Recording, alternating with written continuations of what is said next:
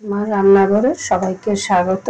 আমি আজকে একটা মিনি মাছের রেসিপি শেয়ার করব। কি দিয়ে বানাবো দেখুন, পোস্ত, সর্ষে, কাঁচা লঙ্কা। আপনারা চাইলে শুধু পোস্ত দিয়েও বানাতে পারেন। আমি সামান্য একটু সাদা সর্ষে দিচ্ছি আর ঝালটা আপনাদের স্বাদ অনুযায়ী। এদিকে আমি গ্যাসটা অন করে দিলাম। রান্নাটা হবে সর্ষের তেলে। আচ্ছা, আমি এদিকে কড়াতে তেলটা দিয়ে দিচ্ছি। আর প্রথম থেকে লাস্ট অবধি ভিডিওটা দেখবেন, স্কিপ করবেন না। যদি আমার নতুন বন্ধু হয়ে থাকেন প্লিজ সাবস্ক্রাইব করে পাশে থাকবেন। আর যদি এটা এইভাবে আপনারা রান্না করে খেয়ে থাকেন সেটাও আমাকে কমেন্ট করবেন। সর্ষের তেল বেশ 4-5 চামচ দিয়ে দিলাম।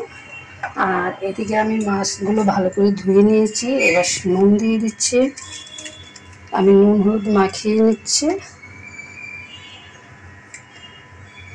একঘেয়েমি এই মাছ অন্যভাবে রান্না করে খেতে খেতে একটু সর্ষে পোস্ত দিয়ে একবার বানিয়ে খেয়ে দেখবেন, আশা করি ভালো লাগবে। আর এটা কিন্তু সাদা ভাতের সাথেই ভালো লাগবে।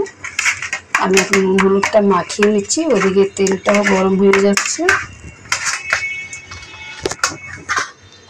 দেখুন, আমি কিন্তু পোস্ত আর সর্ষে কাঁচা লঙ্কাটা শিলে বেটে নেব। আপনারা মিক্সার জারও গ্রাইন্ডার করে নিতে পারেন। আমার এদিকে সর্ষের তেলটা কিন্তু একদমই গরম হয়ে গেছে। তেলও আপনারা কম বেশি বুঝে দেবেন, মাছের পরিমাণ বুঝে। সবাই তো তেল বেশি সমান খায় না। তা আমার তেলটা কিন্তু গরম হয়ে গেছে। আমি এক এক করে মাছগুলো ছেড়ে দিচ্ছি। দেখুন, আমার কিন্তু মাছের এক পাট ভাজা হয়ে গেছে। আমি উঠিয়ে দিচ্ছি। আমরা তো এটা মিনি মাছ বলে চিনি, আপনারা কি মতো চিনি কমেন্ট করবেন। দেখুন, আমার মাছগুলো কিন্তু ভাজা হয়ে গেছে। আমি এক এক করে তুলে নিচ্ছি। এবার আমি এক এক করে মাছগুলো তুলে নিই। বেশি ভাজবে না, মাছ কিন্তু শক্ত হয়ে যায়। এগুলো তুলে আমি সবগুলো ভেজে ফিরে আসছি। সব ভেজে নিয়েছি, সব নামিয়ে নিয়েছি। আমার কিন্তু তেল বেশ খানিকটা রয়েছে। আমি তো আর তেল দেবো না। তেলের উপরে আমি দিয়ে দিচ্ছি কালো জিরা ফোড়ন। আরেকটা কথা বলছি, আপনারা যদি মনে করেন পেঁয়াজটা খাবেন না, শুধু কালো জিরা ফোড়ন দিয়েও কিন্তু বানাতে পারেন। আমি কিন্তু বেশ সুন্দর একটা স্মেল বেরিয়েছে। এখন আমি একটা মিডিয়াম সাইজের পেঁয়াজ দিয়ে দিচ্ছি। দেখুন বন্ধুরা, আমার কিন্তু পেঁয়াজগুলো মিডিয়াম ফ্রাই হয়ে গেছে। আমি তো বেশি ভাজবো না। এখন আমি দেখুন, আমি শিলে বাটা সর্ষে পোস্ত কাঁচা লঙ্কাটা দিয়ে দিচ্ছি, একসাথে বেটে নিয়েছি। এখন আমি সর্ষে পোস্তর বাটিটা ধুয়ে জল দিয়ে দিচ্ছি, বাটি ধোয়া জল। এখন দেবো স্বাদ অনুযায়ী। আমি একটু সর্ষের সাথে নুন দিয়েছি, তা আপনারা নুনটা আপনাদের স্বাদ অনুযায়ী দেবেন। আমি হলুদের গুঁড়ো দিয়ে দিচ্ছি 4 চামচে 1 চামচ। আমার কিন্তু মশলা দেওয়া সব হয়ে গেছে, আর কোনো মশলা অ্যাড করব না। এখন আমি একটু সামান্য চিনি অ্যাড করবো, যেহেতু সর্ষে পোস্ত দিয়ে বানাচ্ছি।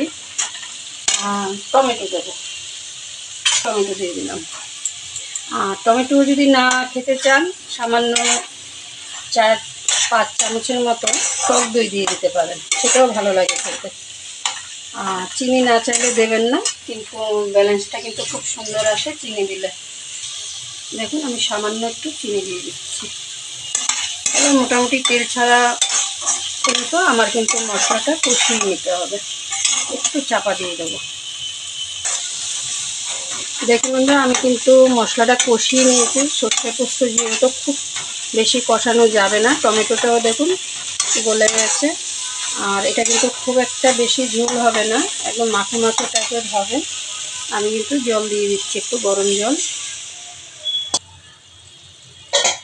দেখুন, আমার কিন্তু গ্রেভিটা ফুটে গেছে। যেহেতু গরম জল দিয়েছি তাড়াতাড়ি, আমি 2টো গোটা কাঁচা লঙ্কা দিয়ে দিচ্ছি। কেউ যদি চাইলে ভাতের সাথে খেতে পারে। আর এবার কিন্তু আমি মাছগুলো ছেড়ে দিচ্ছি। দেখুন,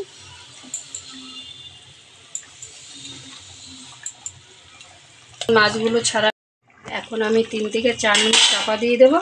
আর এদিকে ধনেপাতা দেবো। ব্যাস, রান্না কিন্তু আমার প্রায় হয়ে গেছে। চলুন দেখি সর্ষে পোস্ত মিনি মাছের ঝাল দিয়ে। দেখুন, আমার কিন্তু হয়ে গেছে। এবার আমি ধনেপাতাটা দেবো। আর সর্ষে পোস্ত কিন্তু ঠান্ডা হলে জমে যায়, একদম গ্রেভিটা একদম ঘন হয়ে যায়। এখন আমি ধনেপাতা কুচি দিয়ে দিচ্ছি।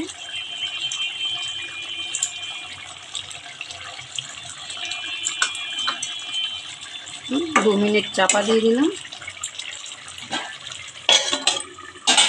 2 মিনিট পর ফিরে আসলাম।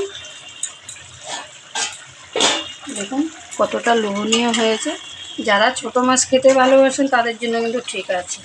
সবাই তো আবার ছোট মাছ পছন্দ হয় না, কিন্তু এইভাবে রান্না করবেন, খেতে কিন্তু অসাধারণ।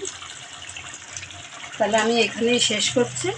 আবার নতুন ভিডিও নিয়ে দেখা হবে, আবার নতুন কোনো রেসিপিতে। ভালো থাকবেন, সুস্থ থাকবেন।